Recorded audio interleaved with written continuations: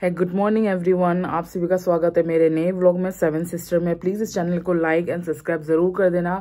आपके प्यार की बहुत ज़रूरत है, आपके लाइक की, आपके कमेंट की, आपके सब्सक्राइब की बहुत ज़रूरत है। ये चैनल आप लोगों के बिना आगे नहीं बढ़ सकता है, इसलिए हमें आपकी सपोर्ट की बहुत बहुत ज़रूरत है। तो मैंने सोचा कि आज मैं कोई वीडियो वगैरह शूट नहीं करूँगी, क्योंकि मैं सोची थी कि मैं अपना थोड़ा सा इंट्रोडक्शन आपको दे दूँ कि मेरा बोर्न एंड बॉट अप कहाँ से हुआ, मेरी लव मैरिज है अरेंज मैरिज है। क्योंकि मैंने अपने जो बेटे पहले वाले व्लॉग में आपको बताया वो मैंने इतना डीपली नहीं बताया था। अभी भी मैं इतना डीपली से नहीं बताऊंगी, थोड़ा बहुत जो ऊपर ऊपर की है, जो इम्पोर्टेंट चीज़ है, मैं वो आपके साथ में शेयर करूंगी। हाँ, I am from north east, मैं नॉर्थ ईस्ट बैकग्राउंड से आती हूँ। मेरे mummy papa north east Mizoram के हैं, और जो मेरा बोर्न एंड बॉट अप है वो अलग अलग स्टेट में हुआ है। अलग अलग स्टेट में इसलिए हुआ है क्योंकि मेरे फादर आर्मी में थे, तो दैट्स वाई। तो आर्मी वालों को, आप सभी को, जो लोग आर्मी से बिलोंग करते हैं उन सभी को पता होगा कि आर्मी वाले एक जगह 3 साल रह सकते हैं, 4 साल, उसके बाद उनको फिर अलग स्टेट में उनका ट्रांसफ़र आ जाता है, तो उसी के अकॉर्डिंग हमें मूव करना पड़ता है। तो इसलिए मेरा जो बोर्न एंड बॉट अप है वो अलग अलग स्टेट में हुआ है इस वजह से। और इस वजह से मेरी हिंदी भी बहुत क्लियर है। कोई जब मेरी हिंदी सुनता है तो उन्हें वो इमेजिन नहीं कर पाते कि सही में मैं इतना क्लियर हिंदी बोलती हूँ। और मैंने मेरी स्कूलिंग भी ऐसे ही मेरे अलग अलग जगह से ही हुई है। जैसे केवी है, मैं केवी की स्टूडेंट हूँ, केंद्रीय विद्यालय की स्टूडेंट रही हूँ मैं।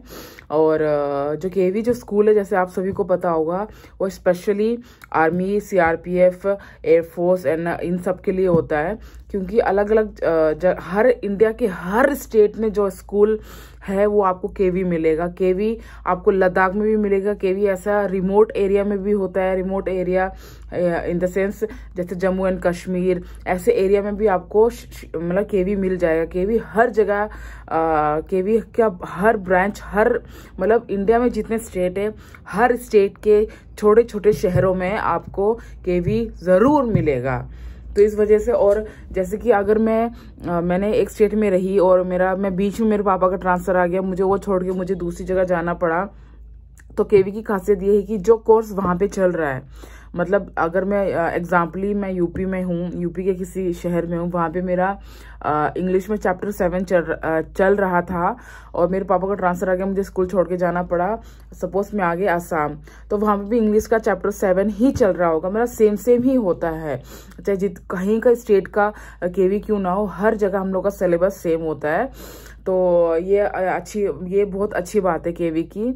और हाँ, मैं 2 चीज़ों में बहुत प्राउड फील करती हूँ कि हाँ, मैं नॉर्थ ईस्ट की हूँ, और दूसरा कि हाँ, मैं केवी की स्टूडेंट हूँ। क्योंकि केवी में एडमिशन मिलना बहुत मुश्किल है, और मैं ये प्राउड फील करती हूँ कि मेरे पापा के वजह से मुझे उस स्कूल में पढ़ने का मौका मिला। और जो मैं सेकंड चीज़ आपको ये बताना चाहूँगी कि मेरी जो है वो लव मैरिज है। आप देख सकते हो मेरे बहुत से व्लॉग, मेरे हस्बैंड को कभी कभी छोटे छोटे क्लिप में आते हैं वो। तो मेरे husband he is from Orissa, वो उड़ीसा के हैं, और उड़ीसा में एक्चुअल में आई थिंक वो संबलपुर के हैं। और हम लोग मिले भी थे हमारे आर्मी कैंपस में ही, वो मेरे नेबर हुआ करते थे, और हम लोग एक ही स्कूलिंग, हमारा स्कूलिंग भी एक ही स्कूल से था। वो भी केवी से थे, मैं भी केवी से थी, बस हम लोग का स्ट्रीम अलग था। वो कॉमर्स थे तो मैं साइंस थी। तो मेरे जो हस्बैंड है वो उड़ीसा के हैं, और मैं नॉर्थ ईस्ट की हूँ। तो थोड़ा बहुत मैं आपको अपने आने वाले व्लॉग्स पे जो है मैं आपको इसका डिटेल ही दूंगी। हमारी शादी कैसे हुई, क्या क्या हमें उतार चढ़ाव फेस करना पड़ा। फेस तो बहुत करना पड़ा। आज जो हम यहाँ पे है एक दूसरे के साथ की वजह से हैं, और एक दूसरे में ट्रस्ट करने की वजह से, एक दूसरे का साथ, चाहे वो सुख हो चाहे दुख हो, चाहे कम हो ज़्यादा हो, इसमें हमने एक दूसरे का साथ कभी नहीं छोड़ा। इस वजह से हम लोग आज साथ में हैं। और उतार चढ़ाव तो आते रहते ज़िंदगी में पति पत्नी के बीच में, जो प्यार था हमारा स्कूल के दिनों में, आज भी वो प्यार हमारा बरकरार है। और मेरा एक बेटा है, आप देख सकते, आपने देखा होगा मेरे बहुत से ब्लॉग में। मेरा बेटा 8 साल का है, और उसका नाम मेलविन है। और मेलविन मतलब लीडर, ग्रेट लीडर, इसके पापा ने रखा है। और जो मेरे फादर इन लॉ है वो अभी उड़ीसा में अपने होम टाउन में है। वो अभी आर्मी से रिटायर्ड नहीं हुए हैं, बट मेरे फादर हो चुके हैं। मेरे फादर थोड़ा सीनियर थे मेरे ससुर से। तो मेरे फादर रिटायर हो गए लास्ट ईयर, और मेरे जो फादर इन लॉ है शायद वो इस साल के एंड तक रिटायर हो जाएंगे। एंड और मेरा एक जेठ है, मतलब उनके बड़े भाई है, और मैं भी अपने घर में छोटी हूँ, मेरी एक बड़ी बहन है। एंड हमारी इस तरह से शादी हुई, और हमारी जो शादी थी वो कोर्ट मैरिज हुई थी, एकदम धूमधाम से, जो जैसे होता वो हमारी हो नहीं पाई। तो हमने सोचा है कि हाँ कभी सोचेंगे इस बारे में कि हम अपनी शादी धूमधाम से आने वाले दिनों में हम करने की सोच रहे, भले ही चाहे बेटा बड़ा क्यों ना होगा। जो मेरी एक ख्वाहिश थी कि मैं क्रिश्चियन हूँ, तो मेरी ख्वाहिश थी मैं भी गाउन पहनूँ, तो वो ख्वाहिश मेरी पूरी नहीं हो पाई। तो मैं सोचती हूँ कि आने वाले दिनों में जैसे सब कुछ ठीक रहा तो हम कुछ ऐसा प्लान करने की सोच रहे हैं। और मैं दिल्ली में रहती हूँ, दिल्ली के किस जगह में रहती हूँ मेरी प्राइवेसी की वजह से मैं आपको बता नहीं सकती हूँ। और आज हमारी शादी को हमने बहुत जल्दी शादी कर ली थी, क्योंकि सिचुएशन ही ऐसा था कि 12th के बाद ही आर्या पार, मतलब सिचुएशन बहुत ही क्रिटिकल हो गया था हमारा, तो हमें वो स्टेप लेना पड़ा। तो हमने शादी के बाद अपनी एजुकेशन कंप्लीट की है। और मेरे हस्बैंड की अच्छी बात यह है कि उन्होंने शादी के बाद, मेरा गैप हो गया था स्टडी में, बट उन्होंने बोला कि नहीं तुम अपनी पढ़ाई पूरी करो। तो उन्होंने मुझे मेरी पढ़ाई करवाई, मतलब हर चीज़ में बहुत मेरा साथ देते, मतलब मुझे गिल्ट नहीं है, मुझे पछतावा नहीं है कि मैंने लाइफ पार्टनर चूज करने में कोई गलती की। तो इसकी वजह से आज हमारे घर वाले हमसे सब बातें करते हैं, सब टच में है, मम्मी पापा सब हमसे अब बातें करने लगे हैं। जब मेरा बेटा हुआ था, बेटे होने के तुरंत बाद उन्होंने बात नहीं की थी। आपको तो पता ही है लव मैरिज में सिचुएशन थोड़ा अलग हो जाता है। उन्होंने बात करना स्टार्ट की थी जब मेरा बेटा शायद 3 साल का था, मुझे ढंग से आते हैं हाँ, बट 3-2.5 साल का था, तब उन्होंने बातें करना शुरू की थी। तो नानी दादा दादी नानी का प्यार तो आ ही जाता है मम्मी पापा पे। तो ऐसे हमारी बातें स्टार्ट हुई। मतलब बेसिकली देखा जाए तो हमारे घर वालों से दोबारा हमारे बातचीत कराने पे मेन रोल है उसका, मेरे बेटे का, क्योंकि मेरा बेटा नहीं होता शायद तो आज तक हमारे घर वाले हमसे गुस्सा होते। तो बोलते हैं ना कि जब दादी दादा नानी नाना बन जाते तो सब कुछ ठीक हो जाता, तो वही हुआ हमारे साथ भी। तो जो भी मुझे देख रहे हैं जिन्होंने भी लव मैरिज किया, शायद उनके साथ भी ऐसा ही हुआ होगा। तो मेरा ये था मेरा छोटा सा इंट्रोडक्शन। और सेकंड थिंग मैं कहना चाहूँगी कि जैसे मैं पहले भी कहती आई हूँ कि मैं इस चैनल में नई हूँ, इस चैनल में मुझे व्यूज़ बहुत कम आ रहे हैं, बट एक लाइन है जो मुझे बहुत अच्छी लगती है हमेशा से, जो स्कूल के दिनों भी मैं फॉलो करती आई हूँ। मैं ये बोलने से पहले मैं आपको एक चीज़ मैं बोलना चाहती हूँ कि मैं इसको क्यों रिलेट कर रही हूँ। मैं स्कूल के दिनों में मैथ्स में बहुत वीक थी, बट जब मैं 10th में थी तो बोर्ड एग्ज़ाम था। तो मतलब हमारा 40 मार्क्स का होता था, तो उसमें से पासिंग मार्क होता था 13, तो मेरे को 14-15 मिल जाते थे।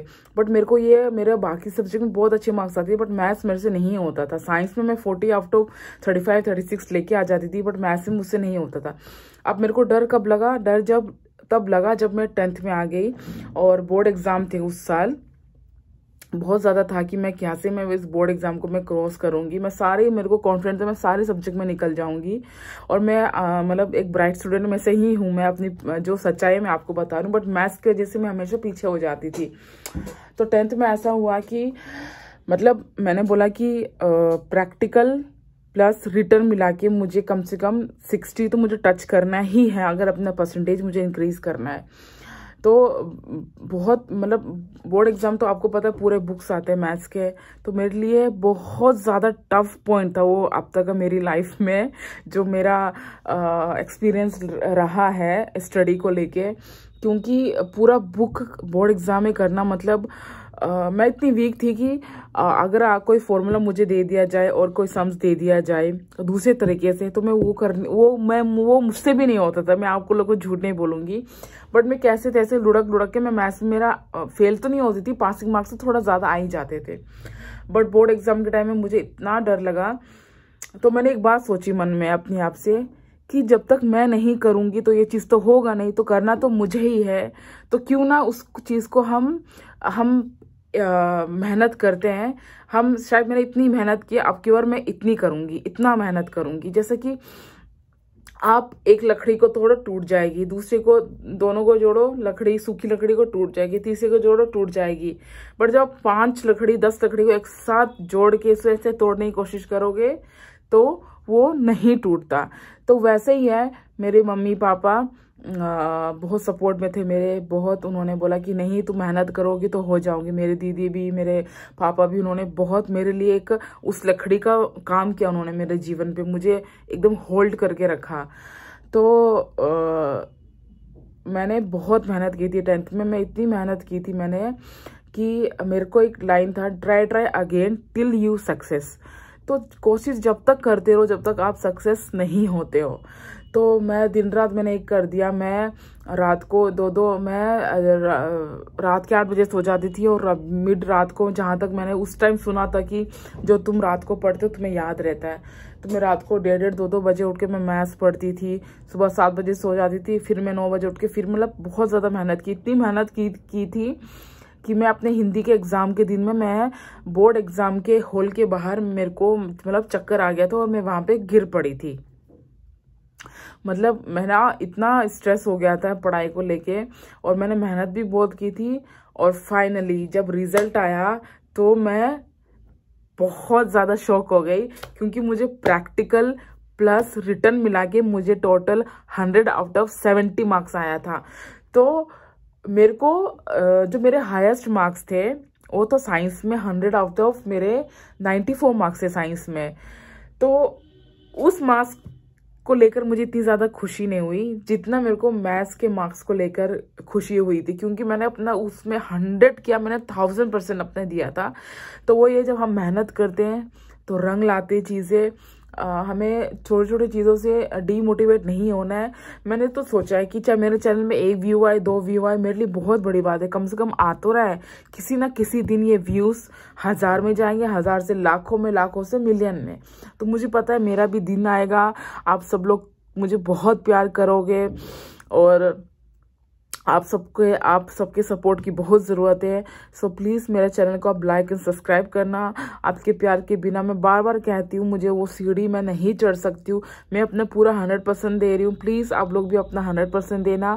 जो गलती होती है प्लीज़ उसके लिए मैं माफ़ी चाहती हूँ। अगर मैंने कोई गलती की है, अब तक आपको बुरा लगा, या मैंने कुछ ऐसी बातें बोल दी जिससे आप लोग को हर्ट हुआ, तो मैं उस सब के लिए आप सबसे तहे दिल से मैं माफ़ी चाहती हूँ। और आई होप आप सब लोग मुझे बहुत सारा प्यार दोगे। चलो मैं मिलती हूँ आपको अपने अगले व्लॉग में, तब तक के लिए थैंक यू सो मच, आप लोगों ने मुझे इतना सुना। Bye bye, Tata.